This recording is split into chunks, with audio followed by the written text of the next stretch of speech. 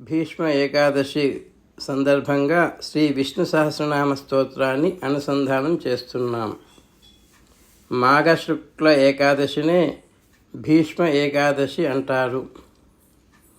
శ్రీ విష్ణు సహస్రనామం భీష్మ పితామహుడు పాండవులకు చేసిన మహోపదేశం. భారత సంగ్రామం పూర్తి అయిన తరువాత భీష్మ పితామహుడు అంపశయ్యపైనే ఉండిపోయాడు. అప్పుడే శ్రీకృష్ణుడు భీష్మ పితామహుని వద్దకు చేరుకున్నాడు. శ్రీకృష్ణుడు భీష్మ పితామహుడికి దేహబాధలు కలగకుండా వరం ఇచ్చి శ్రీ విష్ణు సహస్రనామ స్తోత్రాన్ని చెప్పించాడు. నాకెందుకు శక్తినిస్తున్నావు, నా చేత ఎందుకు చెప్పిస్తున్నావు, నీవే చెప్పవచ్చు కదా అని భీష్ముడు అడుగుతాడు శ్రీకృష్ణుడిని. భగవంతుడు సముద్రం లాంటివాడు.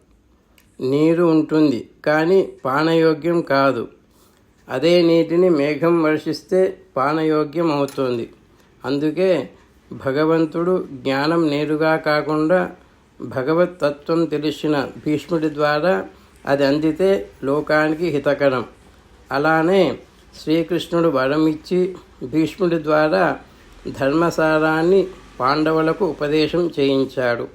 అదే ఈరోజు శ్రీకృష్ణ పరమాత్మ భీష్ముని ద్వారా మనకు అందించిన శ్రీ విష్ణు సహస్రనామ స్తోత్రం ఆవిర్భవించిన రోజు కనుక మనమంతా అనుసంధానం చేస్తూ అనుగ్రహాన్ని పొందుదాం. జై శ్రీమన్నారాయణ.